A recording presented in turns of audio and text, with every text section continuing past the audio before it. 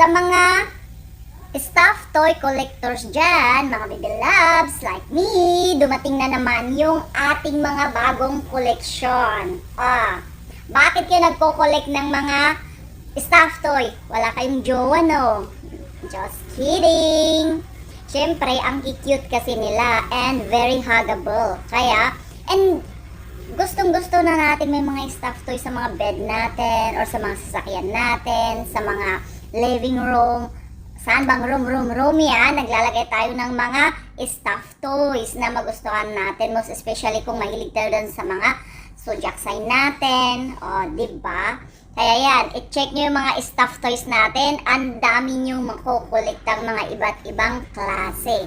And yung chair pad natin, naisali ko niyan. Huwag na kayo magtaka bakit may naisaling chair pad dyan. Dadalawa na nga lang kasi yung available na design natin. Kaya, pwede nyong i-solid yung color or pwede nyong ba't ibang kulay ng dalawa lang. Okay. So, again mga baby loves, pili-pili kayo dyan sa mga stuffed toys natin. Ang dami nyong pagpipilian. Diba? Kung gusto mo ng octopus, bakit 8 ang paa ng octopus? Tentacles ang tawag nila doon, diba?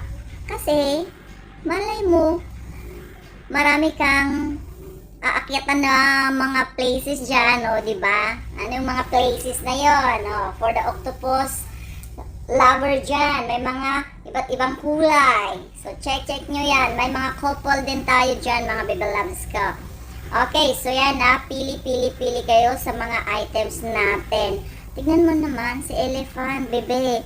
Dito ka lang makakakita ng purple at yellow na elephant. Yung mga cute nating turtle. Saan ka ba makikita ng mga cute na turtle? Dito lang yan sa Dera Trading, bebe. Yung penguin daw sabi ni Janet yan. Pero ang tingin ko naman, owl naman siya. Saan ka nakakita naman ng crocodile na ganyan ang ka-cute niya?